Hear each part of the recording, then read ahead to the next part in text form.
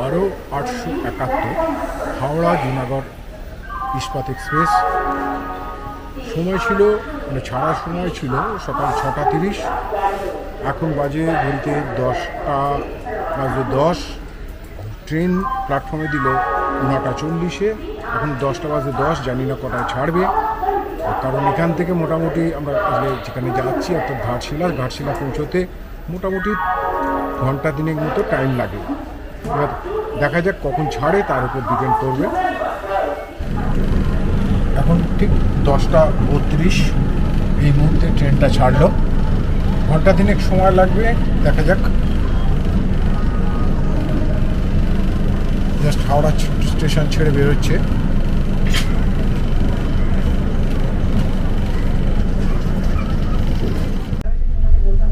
ঘাটশিলা যাওয়ার পথে মোট 214 কিলোমিটার ট্রেনটা পাড়ি দেবে। তার মধ্যে 3টে স্টপেজ আছে: খড়গপুর, ঝাড়গ্রাম, চাকুলিয়া, তারপরে ঘাটশিলা। এই মুহূর্তে জাস্ট আন্দুল ক্রস করে এগোচ্ছে। এবার বাইরে বৃষ্টিও পড়ছে।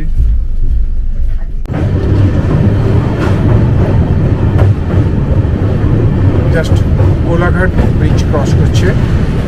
এখন সময় 11:44।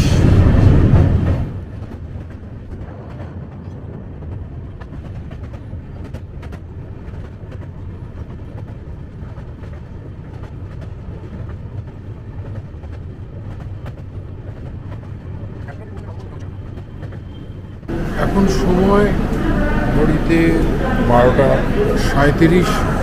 জাস্ট এসে ট্রেন এসে খড়গপুরে পৌঁছেছে।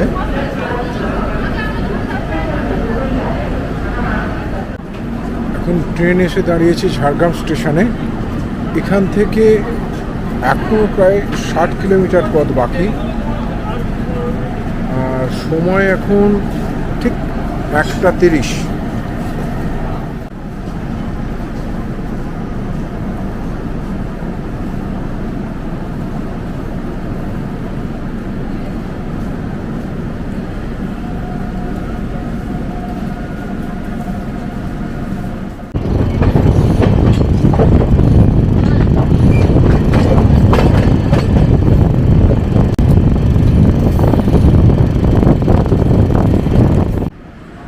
অবশেষে 214 কিলোমিটার পাড়ি দিয়ে আমরা ঘাটশিলায় এসে পৌঁছলাম। এখন সময় ঠিক 2:25।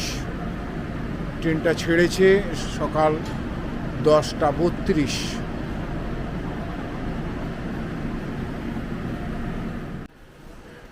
এই মুহূর্তে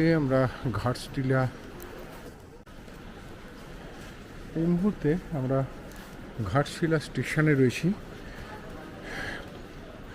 আগে থেকে বলা আছে গাড়ি পার্কিং জোনে অপেক্ষা করছে। দেখা যাক, বাইরে বেরোই আগে।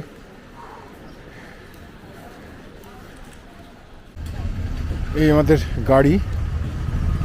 এখানে পার্কিং চার্জ হিসেবে আবার 30 টাকা দিতে হলো। আমরা এখন এরপর বেরোবো, সোজা হোটেলে যাব। ঘাটশিলাতে দেখার অ্যাকচুয়ালি জায়গা হলো মোট 13টা। 1 Siddheshwari hilltop, 2 Jadugora Rankini temple, 3 Galudih barrage, 4 Vaishnodevi temple, 5 Ratmohana river view point, 6 Phuldungri hilltop, Burudih lake, Dharagiri waterfalls, Chitrakoot পাহাড়, ঘাটশিলা রঙ্গিনী মন্দির, ঘাটশিলা রাজবাড়ি এবং সুবর্ণরেখা নদী, গৌরীকুঞ্জ অর্থাৎ বিভূতিভূষণের বাড়ি, রামকৃষ্ণ মঠ।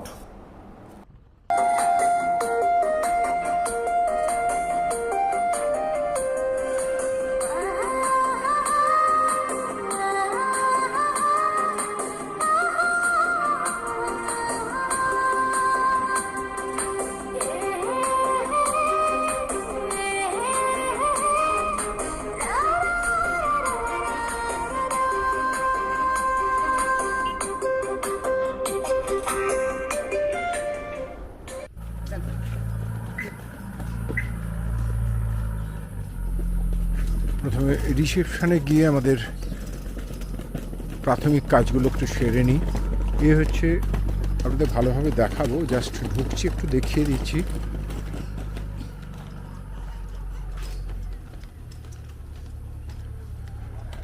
আমাদের যেটা সেটা মাড হাউস। আচ্ছা আচ্ছা, আমরা এখানে যেখানে আছি অর্থাৎ রাতমোহনা ইন, তার যে রুমটা সেটা আপনাদের দেখাবো, তবে বাইরেটা আগে একটু দেখিয়ে নিই। অনেকটাই বেলা হয়ে গেছে, তাই আমরা তাড়াতাড়ি খেতে চলে এসেছি। এখানে তৈরি হচ্ছে জায়গাটা, থাকার জায়গা আরও তৈরি হচ্ছে। আর এইটা হচ্ছে আপনার ডাইনিং হল, আর এইটা রান্নার জায়গা, এখানে রান্না হয়। আর এখানে বসেও খাওয়া যায়, সমস্ত বসার জায়গাগুলো রয়েছে। এই যে বসে বসে খাবারের জায়গা, পেছন দিয়ে নদী বয়ে গেছে। আর এখানে একটা ছোট্ট পার্ক মতো আছে, পরে আমি আপনাদের দেখাচ্ছি এগুলো হ্যাঁ। চলুন আপনাদের ভেতরটা একটু দেখিয়ে দিই।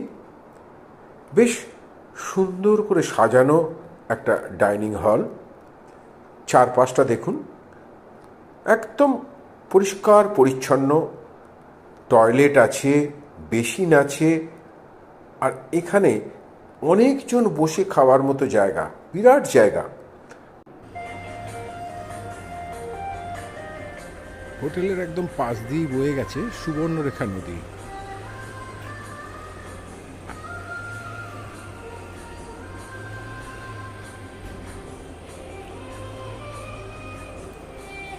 আমরা আসার সময় ব্রিজটাকে ক্রস করেছিলাম, ব্রিজটার ওপর দিয়ে এদিক দিয়ে এসেছি। আর এপাশে একটা পার্ক আছে।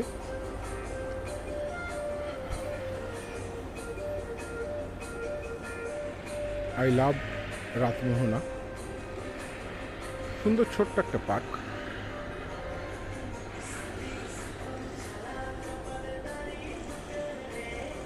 আমাদের হাতে সময় খুব কম, ট্রেনটার জন্যে 5 ঘন্টা লেট করলো প্রায়, যার জন্যে এবার আমরা যে বেরোবো বাইরে, মানে সামনে কিছু জায়গা দেখাচ্ছিল, সেগুলো হয়তো কতটুকু হবে জানি না, একটা দুটোও হবে কি না। আমি কোনো রকমে তাড়াহুড়ো করে খেয়ে বেরিয়ে এসেছি। আমার মার ওয়াইফ খাওয়া দাওয়া করছে এখনও। সাইডে এরকম বসে খাবার জায়গাও আছে আলাদা করে, আপনারা এখানে বসেও খেতে পারবেন। আর সোজাসুজি যেটা, ওইটাই ডাইনিং হল। খুব পরিষ্কার পরিচ্ছন্ন এবং সুন্দর করে সাজানো পার্কটা। আর খুব সুন্দর একটা বুদ্ধের মূর্তি ঠিক পার্কের মাঝখানে করা রয়েছে। চলুন এবার আপনাদের ঘরটা একটু দেখিয়ে দিই। 115 নম্বর ঘর এটা আমাদের।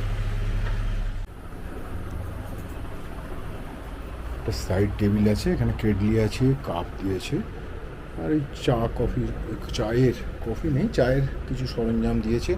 এখানে একটা ইন্টারকাম আছে। এটা হচ্ছে বিছানাটা যথেষ্টই বড়, 3 জন শোয়া যাবে। বালিশ, এই পাশে আর একটা সাইড টেবিল ছোট, এটা একটা ওয়ারড্রপ মতো আছে। এখানে একটা আয়না রয়েছে, আর এই যে ওপরে এখানে এসিটা রয়েছে। আর এখানে নিচে একটা সোফা কাম বেড এটা করা আছে, এটা বড় করলেই বিছানা হয়ে যাবে, রাতে আমি শোবো আর কি। আর এটা হচ্ছে টয়লেটটা, দেখিয়ে দিই। ছোট্ট টয়লেট এটা, এই যে কিটস কিছু দিয়েছে, টয়লেট কিটস। এখানে গিজার আছে, ওপরে বালতি আছে। তবে সত্যি কথা বলতে কি, দামের তুলনায় ঘরটা একটু ছোটই। এখানের মানে যে এটার ভাড়া কত পড়ছে আমি পরে আপনাদের বলছি। তার আগে বলি যেটা একটু, সেটা হচ্ছে যে পরিমাণ ভাড়া, সেই তার থেকে কিন্তু তার তুলনায় ঘরের সাইজ খুব ছোট।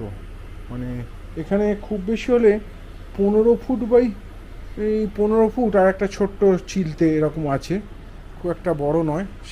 এটাই একটা অসুবিধে।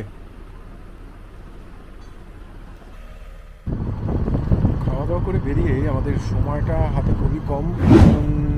হ্যাঁ, 4:05 বাজে। ঘন্টা দুয়েক আমরা হাতে আর সময় পাবো, তাই আজকে 5খানা জায়গা আমরা ঘুরে নেব। আর বাকি যে 7-8টা জায়গা আছে সেগুলো কালকে ঘুরবো। সকালবেলা বেরিয়ে ঘুরে আমরা ওখান থেকে কাঁকড়াঝড় বেরিয়ে যাব। তাহলে যাই হোক, ফার্স্ট আমরা চলেছি সিদ্ধেশ্বরী হিলটপের দিকে। বৃষ্টি নেই, রোদ নেই, একটা অদ্ভুত সুন্দর একটা ওয়েদার। খাওয়া দাওয়া করে বেরিয়েছি যতটুকু আজকে আমরা দেখতে পারি সেই উদ্দেশ্যে। আর এই ধরনের দুপাশে সবুজ গাছপালা, মাটির রঙিন রঙিন বাড়ি আর এত সুন্দর রাস্তাঘাট দেখতে দেখতে বেশ দারুণ লাগছে।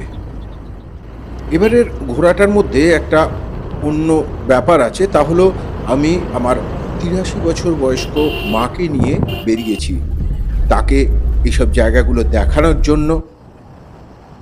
গাড়ি থেকে নেমে যেখানে যাওয়া সম্ভব হবে সেখানে যাবে, আর যেগুলো সম্ভব নয় সেগুলোর জন্য গাড়িতেই বসে থাকবে। কোইন্সিডেন্স বলুন আর যাই বলুন, এখানে এসে মনে পড়ল আজ থেকে ঠিক 35 বছর 11 মাস আগে, অর্থাৎ 13ই জুন 1990 সালে আমি এখানে এসেছিলাম। আর আজকের তারিখ হলো 13ই জুলাই 2026। আরও একটা ব্যাপার হলো, সেই সময় চলছিল বিশ্বকাপ, আর এখন এখানে যখন এসেছি তখনও চলছে ফুটবল বিশ্বকাপ। বেশ মনে পড়ছে সেদিন খেলা ছিল আর্জেন্টিনা ইউএসএসআর এর মধ্যে, আর আর্জেন্টিনা জিতেছিল 2-0 গোলে। যারা আমার চ্যানেলে প্রথম তাদের বলবো চ্যানেলটি সাবস্ক্রাইব করে আমার পাশে থাকবেন। আর আমার ভিডিও আপনাদের ভালো লাগলে প্লিজ একটা লাইক অবশ্যই করবেন। একদম কারেন্ট ইনফরমেশান ভিডিওটাতে দেওয়া আছে, তাই যতটা পারবেন ভিডিওটিকে আপনার পরিচিতদের মধ্যে শেয়ার করবেন।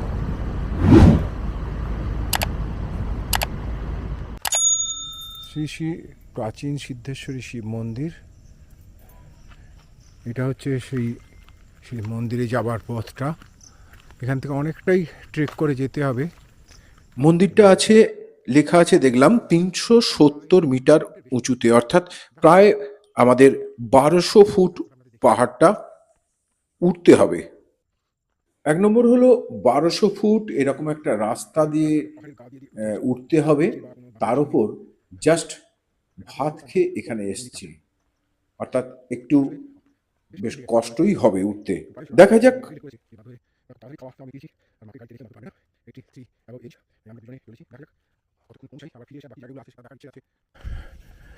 এখনো একটা জায়গায় লেখা আছে দেখলাম 235 মিটার, অর্থাৎ প্রায় 750 ফুটের বেশি এখনো ওঠা বাকি। অসাধারণ এখানকার পরিবেশ, শাল, আকাশমণি এইসব গাছে জায়গাটা ভর্তি। একদম নিস্তব্ধ নির্জন একটা জায়গা। আমরা দুজন ছাড়া এই অঞ্চলে আমি তৃতীয় কোনো ব্যক্তিকে দেখতে পাচ্ছি না। হয়তো এখানে আমাদের দুজনে এইভাবে আসাটা একটু এই সময় বিকেলের দিকে প্রায় হয়ে এলো, একটু বেশি রিস্ক নেওয়াই হয়ে গেছে। আর মোবাইলের কোনো টাওয়ার এখানে নেই। সামনে মন্দিরটা দেখা যাচ্ছে। অনেক কষ্টে আমরা ওপরে উঠতে পেরেছি। মন্দিরতলা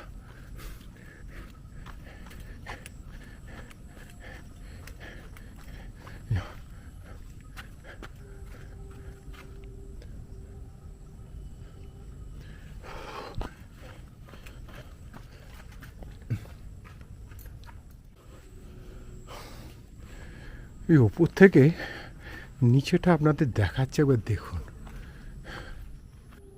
জানি না এখান থেকে ক্যামেরায় ধরতে পারছি কি না। চতুর্দিকটা অসাধারণ লাগছে, অসাধারণ।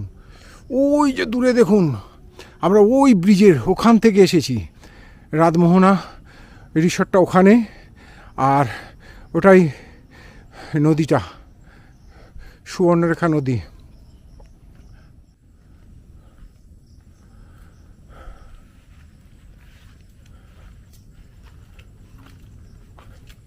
উপর থেকে পুরো ঘাটশিলাটা দেখা যাচ্ছে।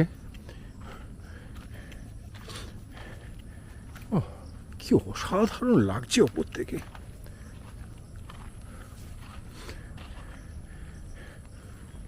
বহু রকমের জন্তু জানোয়ার কিন্তু এই জঙ্গলে আছে।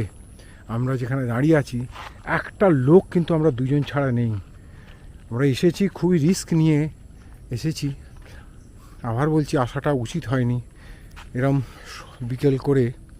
এখন 4:35, মেঘলা ওয়েদার।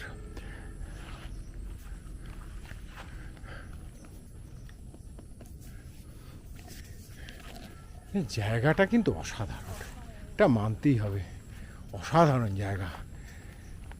শহরের ঘাটশিলাটার চারপাশটা, ওপরটা থেকে চারপাশটা দেখা যাচ্ছে। আর এই উপরের চত্বরটা, ও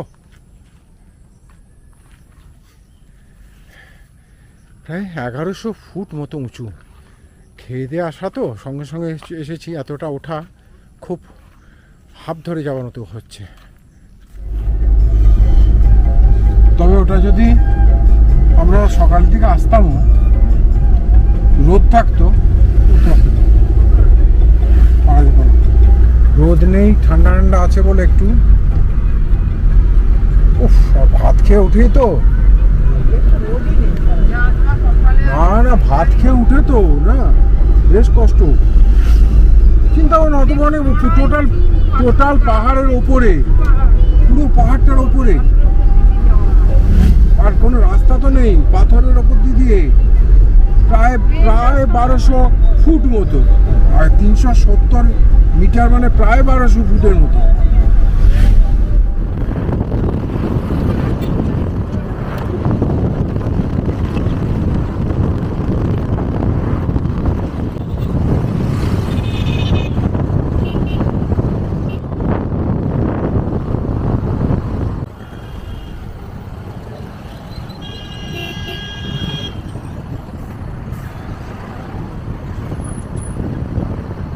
সোজা রাস্তাটা ধরেই আমরা এগোবো। রাস্তাটা চলে যাচ্ছে সোজা উড়িষ্যার দিকে, আর ডান দিকে রাস্তাটা চলে যাচ্ছে টাটার দিকে।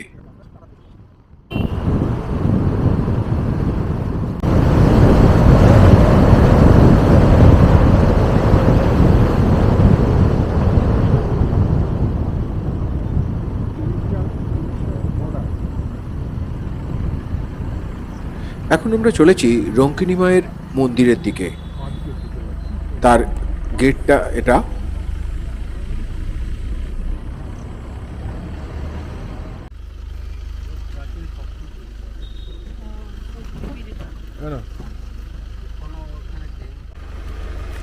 রঙ্কিনী মায়ের মন্দির।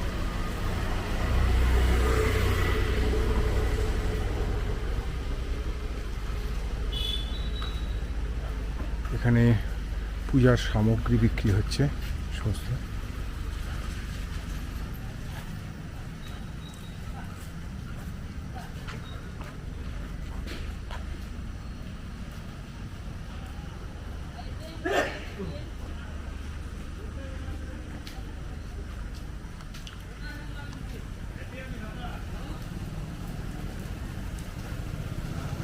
কি বেঁধে রেখেছে এগুলো সম্ভব, দেখি। না, নারকোল নয়, হ্যাঁ নারকোল, লাল সুতো দিয়ে নারকোল বেঁধে রেখেছে সব। এগুলো সব মানত করা চতুর্দিকে বাঁধা রয়েছে জায়গাটা, পুরো চত্বরটা। আর এই যে মায়ের মন্দির।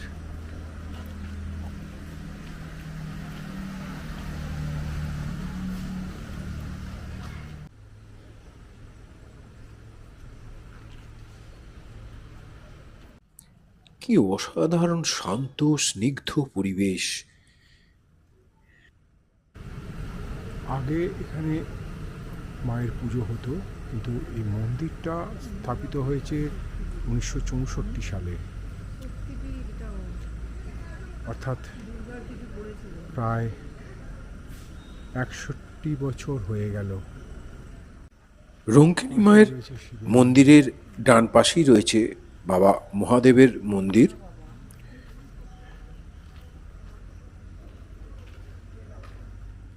জায়গাটা সত্যি খুব সুন্দর, আর মায়ের মন্দির রয়েছে সাথে। বেশ একটা শান্ত নিস্তব্ধ পরিবেশ।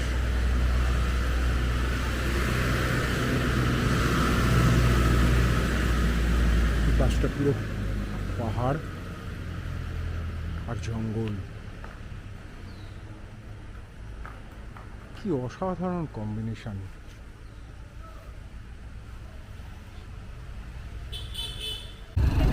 এই যে বাদিকটা চলে যাচ্ছে এই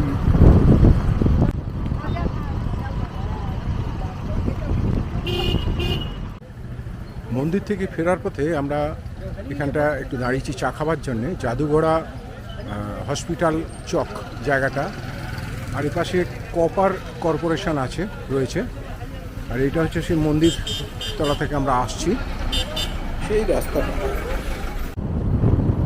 আস্তে আস্তে সন্ধে হয়ে আসছে আর আমরা চলেছি গালুটি ড্যাম দেখার উদ্দেশ্যে।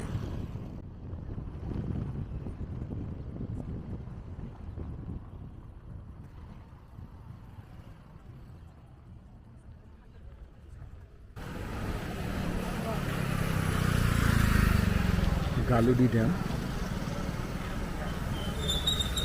উপরে যে রাস্তাটা সেই রাস্তা থেকে নিচেটা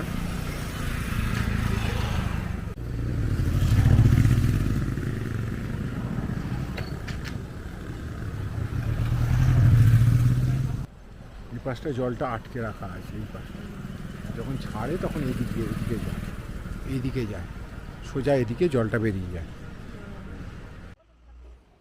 বর্ষা সেভাবে শুরু হয়নি, তাই জলের পরিমাণও এখানে যথেষ্টই কম। আইসক্রিম বিক্রি হচ্ছে দেখে খাওয়ার ইচ্ছে গেল। কি আইসক্রিম আছে দেখাও। ম্যাঙ্গো ট্যাঙ্গো অরেঞ্জ কি আছে? হাফ অরেঞ্জ হাফ ম্যাঙ্গো হবে। হাফ অরেঞ্জ হাফ ম্যাঙ্গো, আচ্ছা তাই দেখাও, বার করো।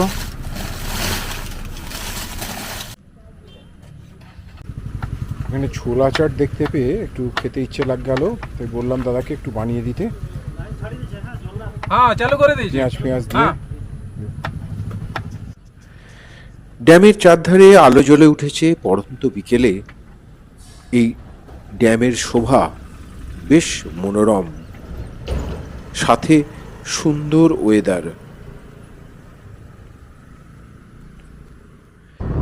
এবার চলেছি আমাদের আজকের দিনের শেষ দর্শনীয় স্থান। বাইরে থেকে তো দেখলাম, এবার চলুন মায়ের মন্দিরের ভেতরে ঢুকে মন্দিরটা একটু দেখি।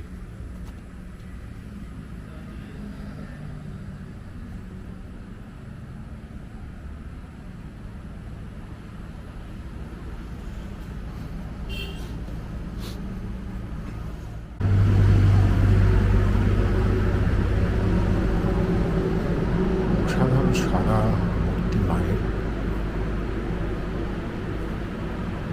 খুব বেশি দিন হয়নি মন্দিরটা।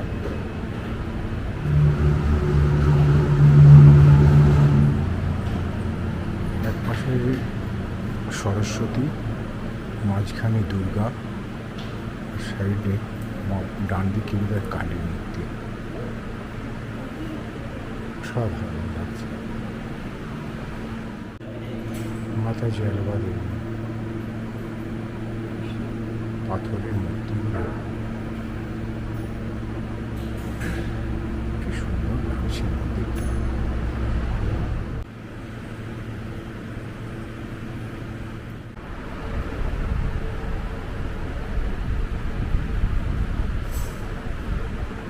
মন্দিরের ভেতরটা পুরোটা দেখাই আপনাদের।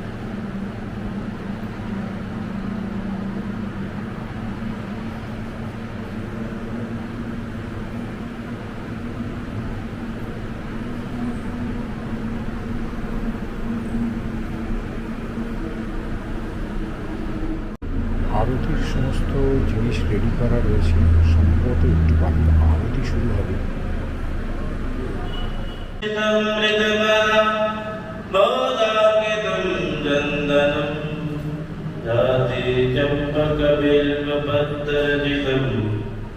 पुष्पं च धूपं तथा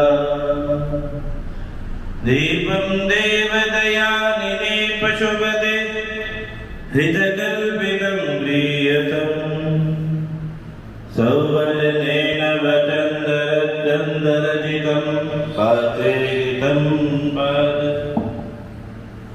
वक्षं पञ्चपयोदधियुतं रम्भाफलं पानकम् शाकानामजतं जलं रुचिकरं कर्पूरगन्धोज्ज्वलम् ताम्बूलं मनसा मया विरचितं वक्ता प्रभो स्वीकुरुम् शास्त्राङ्गं पठति আজ এই পর্যন্তই। আবার দেখা হচ্ছে আগামীকাল সকালে। সুস্থ থাকবেন, ভালো থাকবেন।